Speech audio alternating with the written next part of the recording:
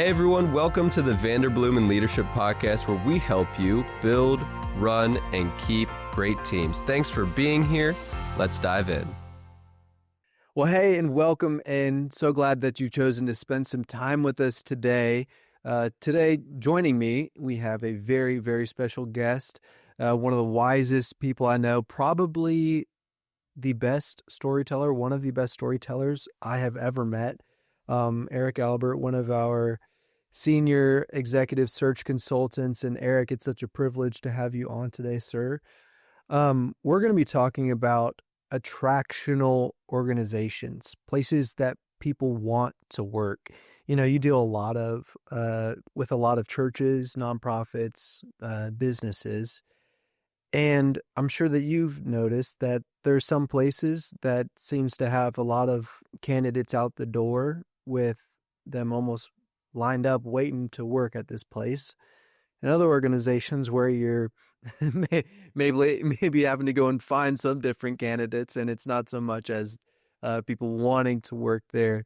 What are just some of your initial thoughts when you think about what makes an attractional organization or workplace? I think you can have the coolest room, the best snack room, a stock fridge, foosball tables, all of those kind of things, and still have an empty office, Oh, wow. and still have a lot of turnover. I think a lot of it has to do with what is your culture, not what's your mission statement, not what your values are, but what is your culture really like? And then maybe the biggest thing out there is word on the street. What are other people saying that you've either worked there or are currently working there? Because the best reference is your friend. That they're going to say, you should come work here. I love it, and here's why. Or you should stay away from there, and here's why. Is there any common threads of the organizations that do it well, that seem to be attractional and easily attract top talent specifically?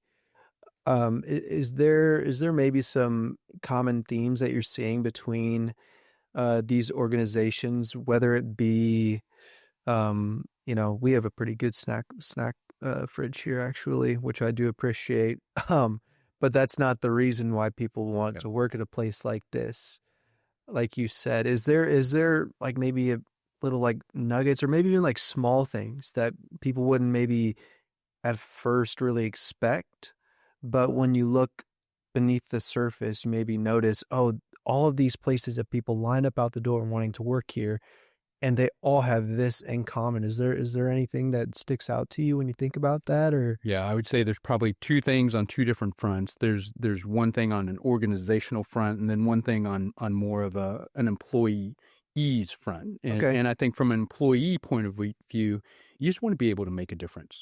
I think that if you are just a button pusher kind of person, really not making any difference, not feeling like you're adding value, when you go home, it's kind of, you just dread the next day. You're not going to last very long there. But if you can make a difference someplace, even as small, a lot of the work that we do is very much behind the scenes. So we don't get the praise or the pats on the back. All of our work is really behind the scenes. We want the organization to be able to take the credit for that. But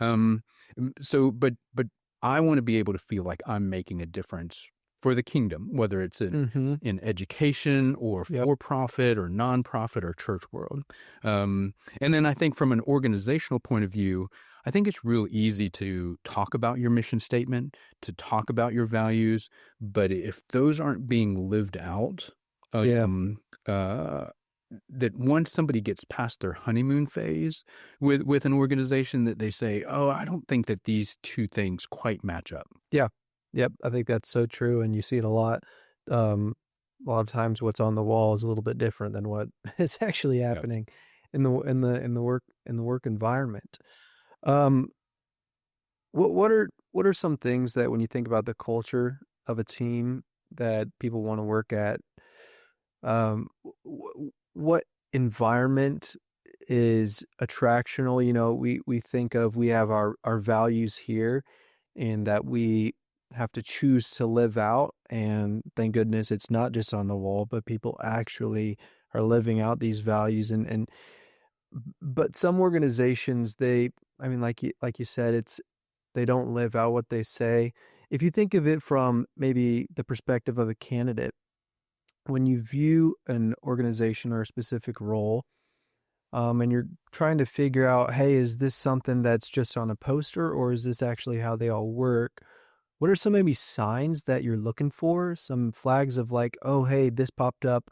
I don't know if this is like actually in alignment here, or, oh, I see this and they say this and it's in perfect alignment. They're living this out. What are some uh, flags or signs that a candidate could maybe look out for? Yeah. I think for an organization that a healthy culture takes a lot of work, and it takes constant work.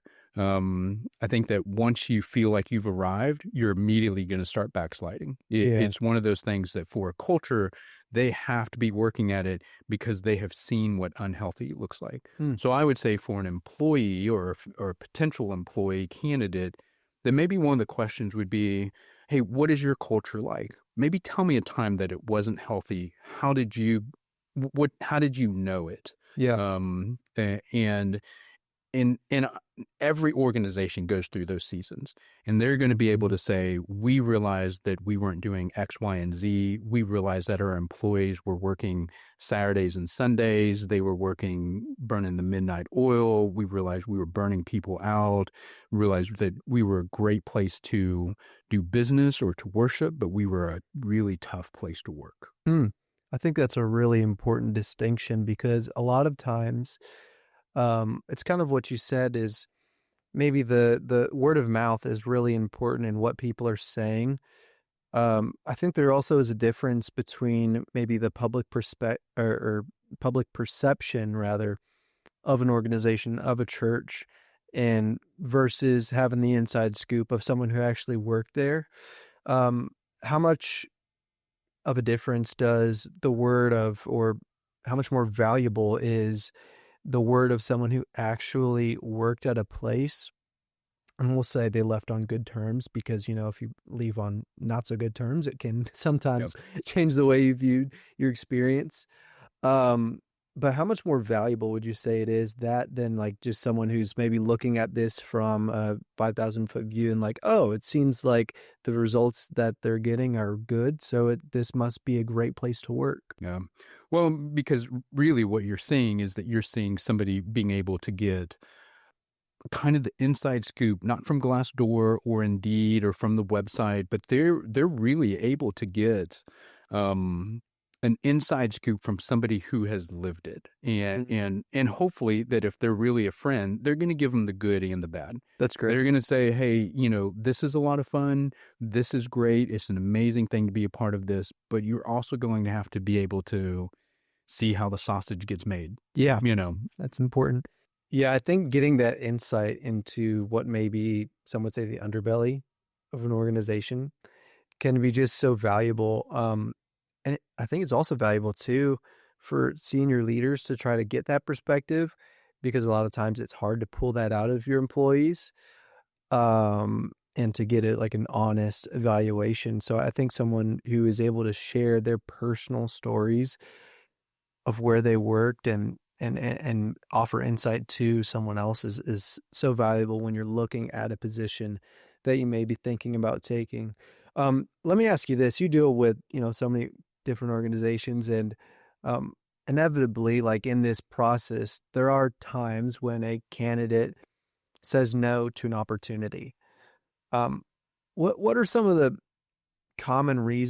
most common reasons that you've seen a candidate say no to a new opportunity or a new role? Yeah.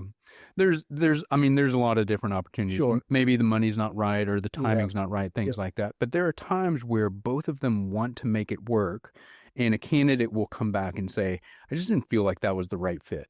And it helps me just to hear a little bit more, to be able to go back to the client and be able to say, hey, this was maybe where it didn't match up. Yep. And sometimes they will say there was I got contradicting answers to Okay. the same question. Okay. I saw some infighting happen. Things were not as maybe they were originally portrayed, and so sometimes it's just, I hate to say it's the feel in the room, but when you sit down with somebody and you're having coffee with them, I always call it the baseball rule.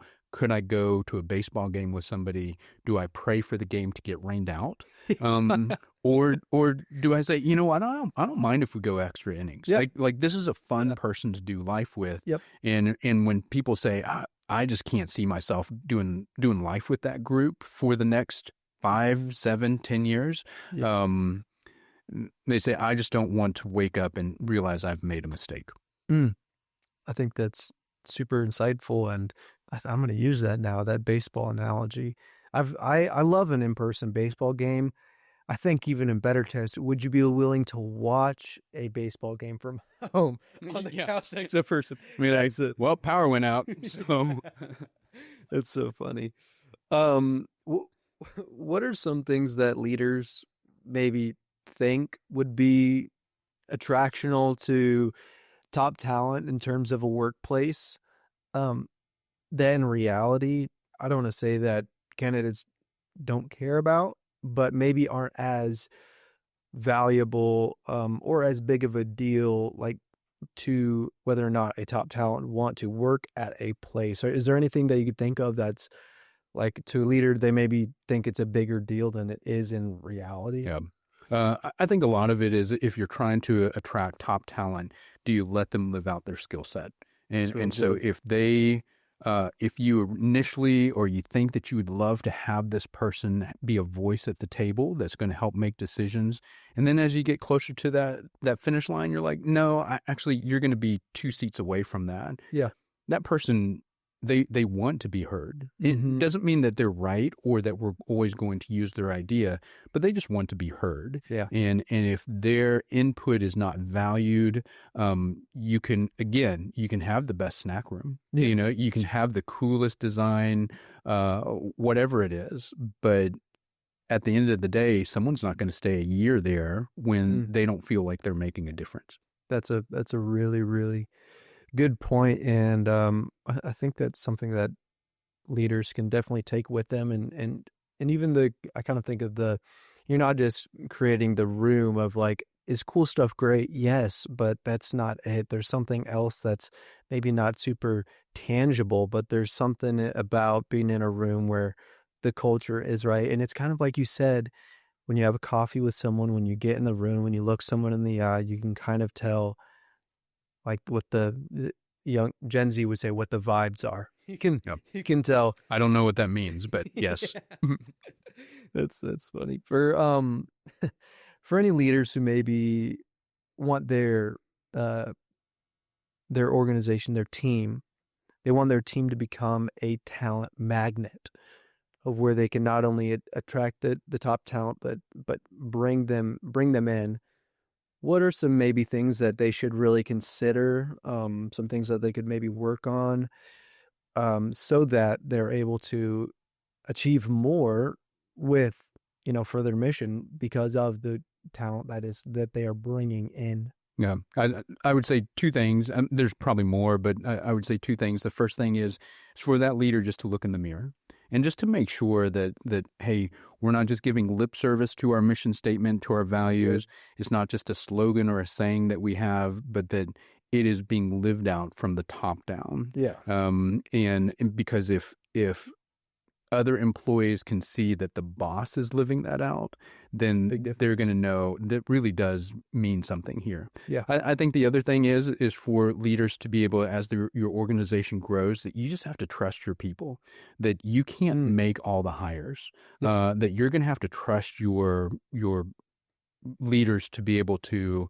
spot talent, to also be able to spot just potential. And that maybe you as a leader will say their resume doesn't impress me. I don't think that they haven't shown that they can, but to be able to say, I think that they can do that and I'm willing to coach them and let your people be able to do that. Yep. I think that's a super valuable skill for any leader, but especially for senior leaders, not only being able to see something in someone that maybe isn't there yet, but also into letting other people on your team do that exact thing of kind of just like a delegation really is what it is, and empowering your team members to um, go and do good work, and trusting them. We talked a few episodes about cloning yourself as something, a value of Mr. Beast of his businesses and business model. When you clone yourself, you can allow other people to go and do things that you used to do, so that your team can serve out your mission to a greater level.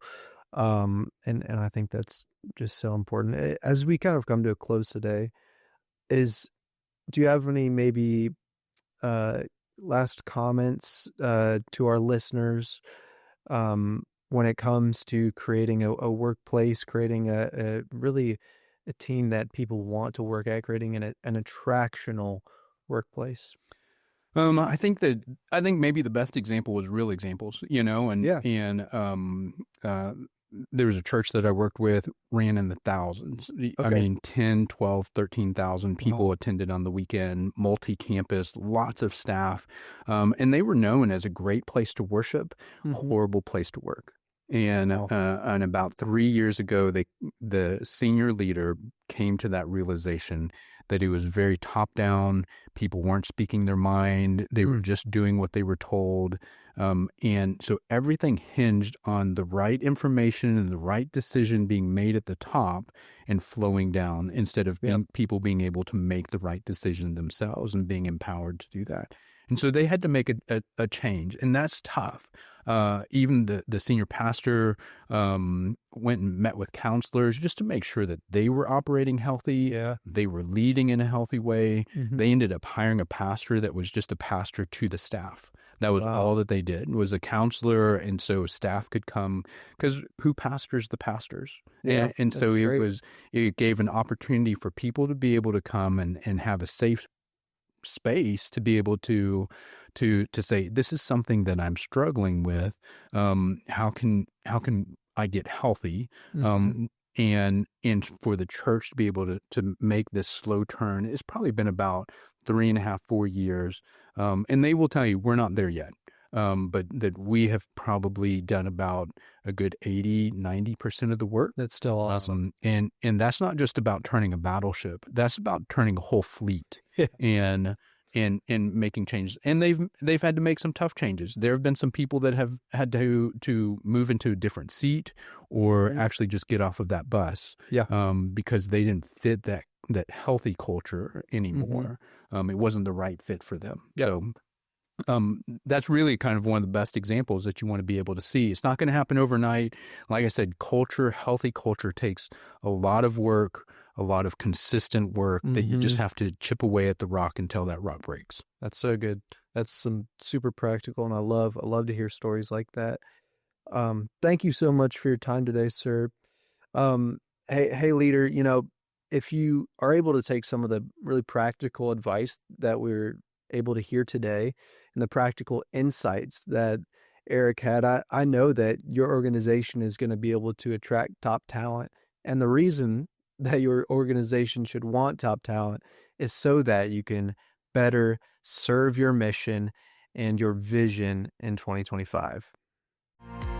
Thanks again for joining us on the Vanderbloemen Leadership Podcast. I hope you enjoyed today's episode. If you're looking for more leadership resources, you can find us at vanderbloemen.com and on socials at Vanderbloemen. We'll see you again next week, where we continue discussing how to build, run, and keep great teams.